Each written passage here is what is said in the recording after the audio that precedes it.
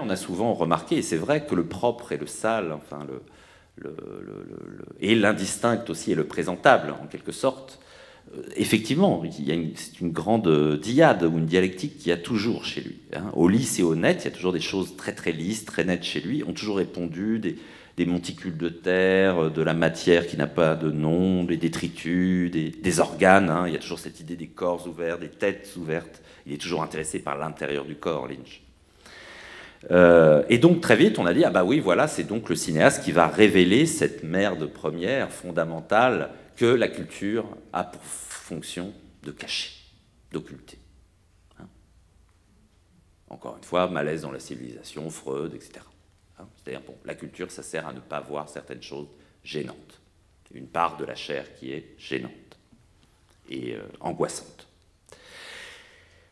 Mais il y a tout de suite un problème parce que Lynch, du coup, on peut dire « Ah bah oui, donc c'est lui qui va révéler la merde voilà, derrière cette imagerie, cette verroterie visuelle et bon, peut-être à dominante bleue éventuellement. » Mais la question, c'est de savoir si celui qui fait ça est du coup exempt de cette merde. Je veux dire, au bout d'un moment, il y a le problème de « Ah, je suis celui qui révèle la merde, mais je suis un artiste, donc je transforme, tu m'as donné ta boue et j'en ai fait de l'or, comme écrit Baudelaire, donc finalement, c'est de l'or, c'est plus de la merde. Hein » C'est-à-dire, voilà, je suis trop fort, je peux révéler la merde, mais je suis quand même, j'arrive à en faire une œuvre.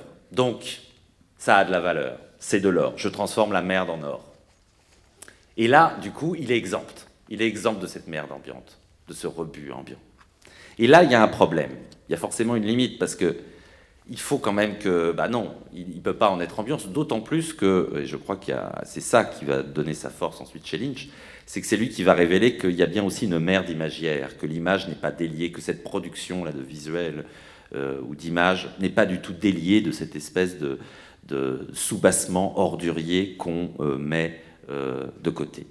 Je veux dire, si c'était simplement je suis le grand artiste qui révèle la boue derrière les apparences lisses et pourquoi pas bleues, bon, ce serait un peu, ouais, peut-être un peu lassant.